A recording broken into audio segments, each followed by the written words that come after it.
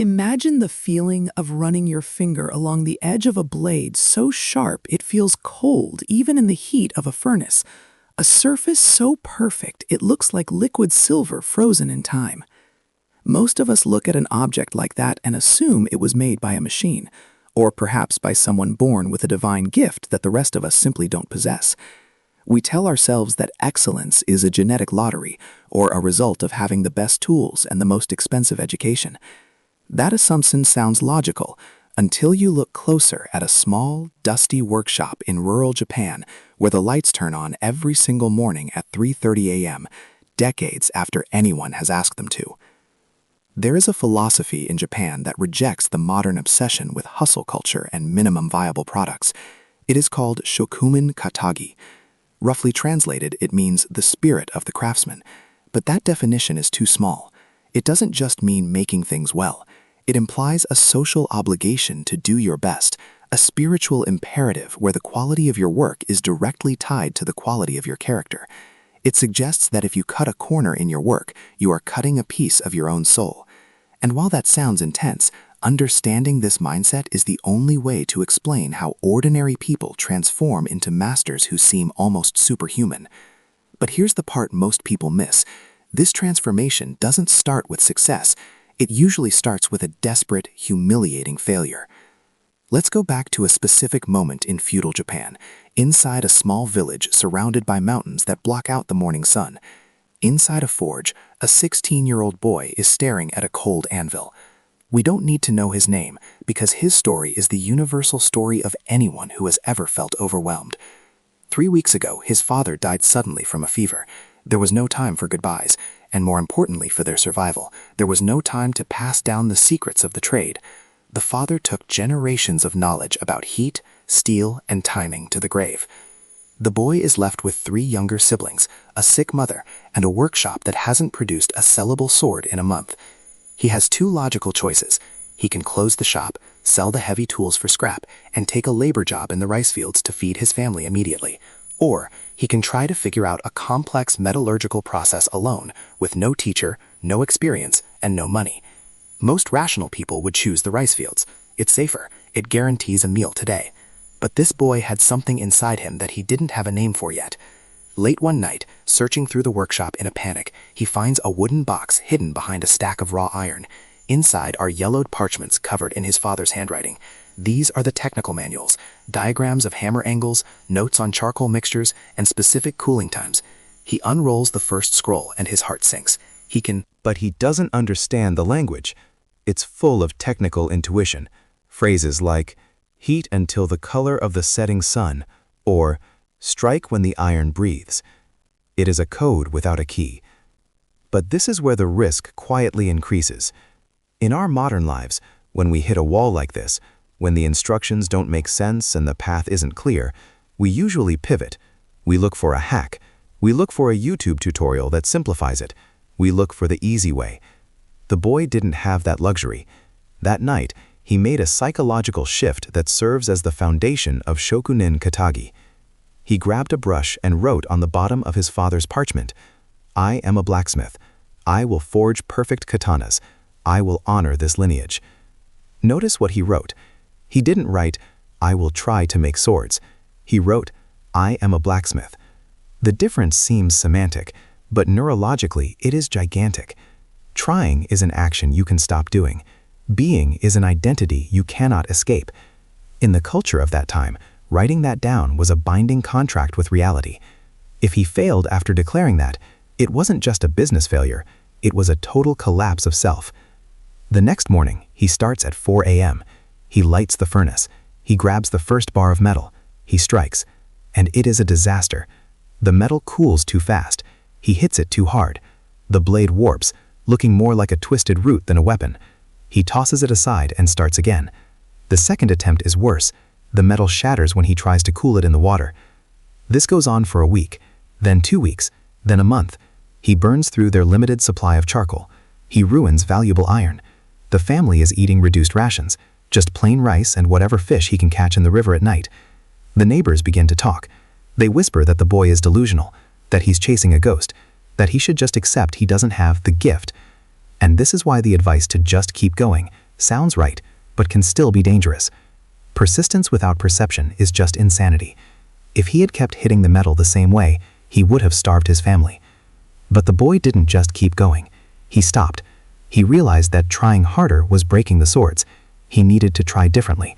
He stopped trying to make a finished sword and started trying to understand the components of the process. This is a critical distinction.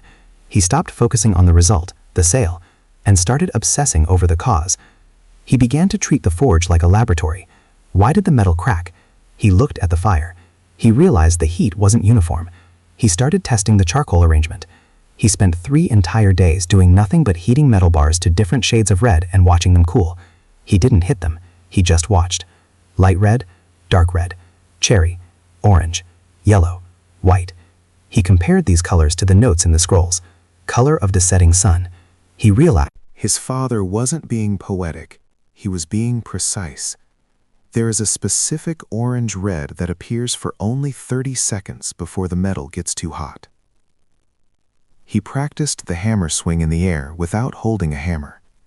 He realized his wrist was twisting on impact, causing the blade to curve to the left. He adjusted his stance. He aligned his shoulder. He did this thousands of times until the motion felt like breathing. This is the unglamorous reality of excellence. We want the montage where the hero gets good in 3 minutes, set to upbeat music. In reality, it is weeks of silent, boring, repetitive observation. Then, on a Tuesday in the 6th week, it happened. He heated the metal. He saw the exact shade of orange. He felt the timing in his gut, not his head. He pulled it out. He struck. The hammer fell flat and true. The sound wasn't a clink, it was a ring. He worked the steel, folding it, shaping it. He brought it to the water trough. This was the moment of truth, the quench. If the temperature was wrong, the shock would shatter the blade. He plunged it in. The steam rose in a hiss. When he pulled it out, the blade was whole. It was straight. It was strong. It wasn't a masterpiece, but it was a sword, a real, functional katana. He had unlocked the first gate. He had proven he could do it. But here is where the trap opens up. This is the moment where 99% of people and 99% of professionals stop growing. The sword was good enough. It could cut. It could be sold. It would save his family from starvation. The logical, economic decision would be to rush into mass production, make as many of these good enough swords as possible, sell them cheap, and stabilize his life. It's what the market wanted. It's what his neighbors expected. But the boy looked at the sword, and then he looked at the scrolls. He saw the gap between sellable and perfect. And because he had adopted the spirit of Shokunin, that gap caused him physical pain. He didn't want to be a manufacturer. He had promised to be a blacksmith. So, instead of speeding up, he slowed down. He developed a ritual that would seem insane to an outsider. He decided that if he wanted the end result to be perfect, the environment creating it had to be perfect. You cannot create a clean object in a dirty room. He moved his wake-up time to 3:30 a.m., strictly non-negotiable. It didn't matter if it was raining, snowing, or if he had a fever. 3:30 a.m. The first 30 minutes were not for work, they were for cleaning. He swept the dirt floor until it was smooth. He organized every hammer, every pair of tongs, every scrap of cloth. They had to be in the exact same spot every single morning. Why? It wasn't about hygiene, it was about cognitive load. When everything is in its place, you don't have to think about where the hammer is. Your hand just goes there. You remove the friction between your intention and your action. By standardizing the environment, he freed his mind to focus entirely on the nuance of the steel. He also started a ritual of staring at the fire for 20 minutes before working. He called it aligning the spirit. He needed to be calm. If he was angry or anxious about money or rushed, the hammer blows would be erratic. The metal would know. This sounds mystical, but it's biological. Stress tightens muscles. Tight muscles ruin fine motor skills. He had to be in a state of flow before he lifted a tool. People in the village watched this and shook their heads. Why does he waste so much time cleaning? He could make 2 more swords a week if he just worked. They saw the rituals as a waste of time. He saw them as the only reason the work existed. Speed is the enemy of excellence. Quantity is the enemy of quality. He wasn't trying to make swords. He was trying to make sure that when he did make a sword, it was impossible for it to be bad. 3 months later, the local samurai started to notice. These weren't the rusty, brittle blades they were used to buying from village smiths. These blades held an edge longer. They felt lighter, balanced. They started buying everything he made. The family had food. They had new clothes. The crisis was over. And this is where the story usually ends. The hero struggles, learns a lesson, succeeds, and lives happily ever after. But Shokunin Katagi is not about achieving success. It is about what you do after you succeed. It is about what you do when nobody is watching anymore. One afternoon, the boy was polishing a blade. He was working on the tang, the part of the metal that goes inside the wooden handle. Once the handle is glued on, no human eyes will ever see that piece of metal again.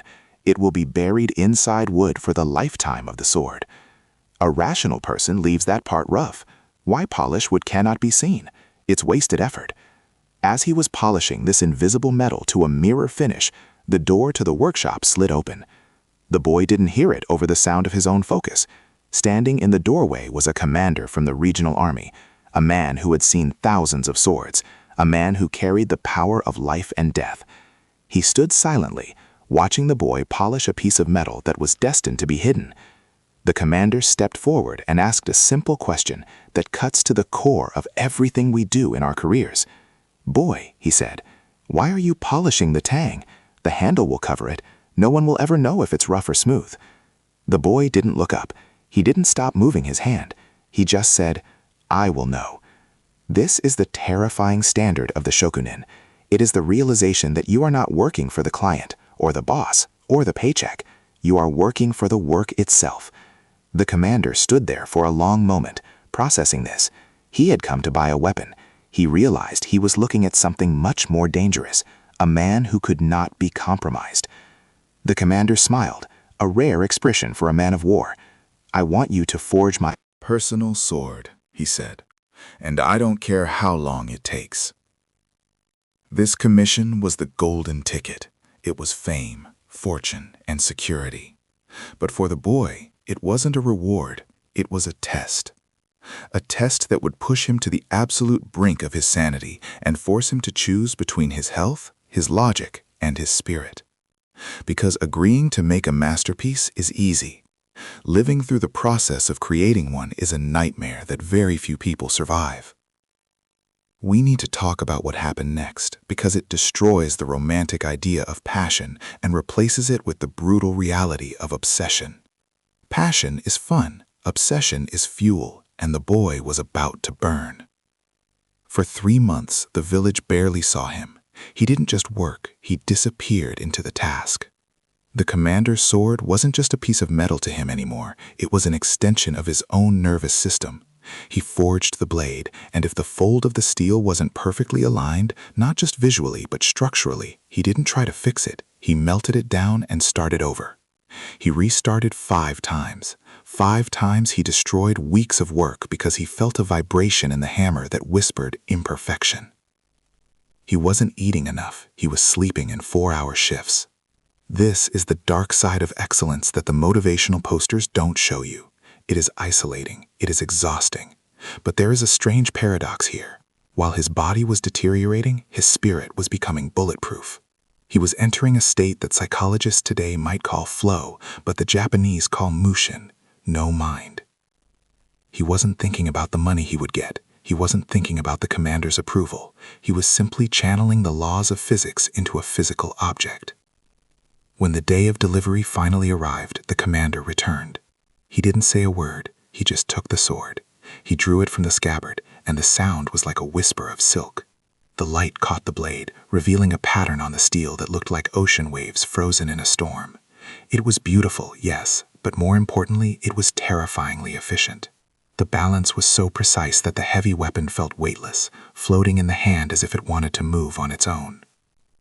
The commander looked at the boy, who was thin, pale, covered in soot, and trembling slightly from exhaustion. The commander didn't offer a compliment. He offered a truth. He said, "This sword isn't just mine. This sword is you, and when I carry it, I carry your life." News spread, not just locally, but regionally. Samurai began to make pilgrimages to this tiny, forgotten village. They didn't come because the marketing was good. They came because the product was undeniable. They came to commission masterpieces, and they waited 6 months, a year, 2 years, and they waited gladly, because everyone knew that this blacksmith didn't make swords, he forged legacies. But here is the part that changes everything for us, sitting here in the modern world. 20 years later, that boy was no longer a boy. He was a master. But if you visited his workshop, you would see something confusing. He was still waking up at 3:30 a.m. He was still cleaning the floor himself. He was still obsessing over the parts of the sword that no one would ever see. You have to ask yourself, why? He had the money. He had the fame. He could have hired apprentices to do the grunt work. He could have slept in until noon. Why keep the suffering? The answer is the definition of Shokunin Katagi. And once you understand the 4 pillars of this philosophy, you will realize why most of us feel unfulfilled in our work and how we can fix it. The first pillar is the irreversible commitment. Remember when the boy wrote, "I am a blacksmith" on the scroll? That wasn't a goal. It was a definition. Most of us treat our careers as things we do. A shokunin treats their craft as who they are. If you are a programmer and you write messy, buggy code because the deadline is tight, you aren't just doing a bad job, you are betraying your identity. When you internalize this, you stop needing a boss to check your work. You become your own tyrant. Mediocrity stops being okay and starts being physically painful. The second pillar is total responsibility, or what we now call an internal locus of control. When the boy's early swords broke, he never blamed the iron for being low quality. He never blamed the weather for cooling the blade too fast. He said, "I made a mistake." This sounds harsh, but it is actually the most empowering mindset you can have. If the failure is your fault, then the success is under your control. The moment you blame the economy, or your bad luck, or your difficult client, you have surrendered your power. A shokunin hoards responsibility like gold, because responsibility is the raw material of control. The third pillar is eternal humility. Even after 20 years, the master blacksmith still studied his father's scrolls. He still tested new temperatures. The ego says, "I am an expert. I know how this works." The shokunin says, "I am a student, and there is always a better way." This keeps you young. It keeps you hungry. The moment you think you have mastered the game, you have begun to rot. And the fourth, and perhaps most critical pillar, is the sacred process. We live in a results-oriented society. We want the view from the top of the mountain, but we want to take a helicopter to get there. The shokunin understands that the view is worthless without the climb. The boy didn't clean his workshop to get it clean. He cleaned it to honor the workspace. He didn't forge the sword to get paid. He forged it to honor the steel. When you treat the process as sacred, the result takes care of itself. If you write every line of code, or every email, or every design pixel with absolute care, the final project is inevitably excellent. You don't have to worry about the outcome. The outcome is just the sum of the process. Now, you might be thinking, this is a nice story, but I don't forge swords. I sit in a cubicle. I drive a truck. I serve coffee. How does this apply to me? And that assumption sounds logical until you look closer at your own life. Shokunin Katagi applies to everything. If you are a janitor, do you sweep the corners that nobody looks at? If you are an accountant, do you format the spreadsheet so it is perfectly readable, even if no one asked you to? If you are a parent, are you present with your child, or are you looking at your phone? Excellence is not a category of work, it is a way of working. but there is a warning here. You cannot achieve this state with just good intentions. You need structure. The blacksmith didn't rely on feeling motivated. Motivation is a feeling, and feelings are fickle. He relied on ritual. He woke up at 3:30 a.m. Why? Because it was non-negotiable. Every time you negotiate with yourself, should I work out today? Maybe I'll do it later. You leak energy. You waste mental willpower making a decision that should have already been made. By setting a strict, sacred time, the blacksmith removed the option to be lazy. This leads to the rule of consistency. The boy forged every day. When he was sick, he forged. When he was grieving, he forged. Modern neuroscience actually backs this up. When you skip a day, you aren't just pausing progress, you are degrading the neural pathway. It's like a path in the forest. If you stop walking it, the weeds grow back immediately. But here's the trick that saves you from burnout. You don't have to give 100% every day. That is impossible. On days when you are sick or exhausted, you show up and you do 10%. You clean the tools. You heat the furnace and turn it off. You maintain the habit, even if you reduce the intensity. This is the concept of no 0 days. A day with 0 progress kills your momentum. A day with 10% progress keeps the engine running. Let's fast forward one last time. The blacksmith is now an old man.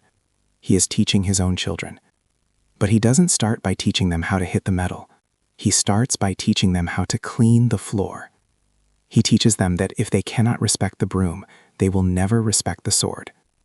He tells them, we do not make objects, we create extensions of the human soul. When a samurai fights for his life, he is holding our spirit in his hands. If we cheated, he dies. This is the ultimate freedom of the Shokunin. When you reach this level of integrity, you stop competing with other people. You are no longer worried about what the blacksmith in the next village is charging. You are no longer worried about market trends. You become unreachable. You are playing a game that only you can win because you are competing only against your own potential. People will call you obsessive. They will tell you to relax. They will say, it's just a job. Let them talk. They are optimizing for comfort. You are optimizing for greatness. And those are two very different mountains. So, here is the challenge for you today.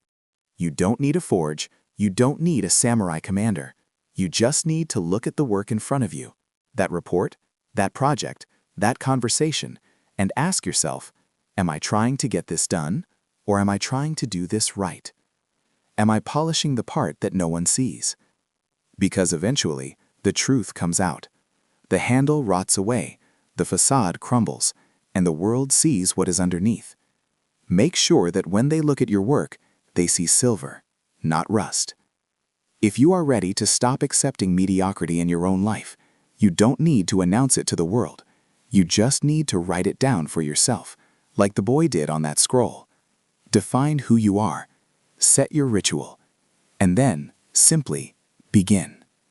Thank you for giving me your attention. Now, go build something that lasts.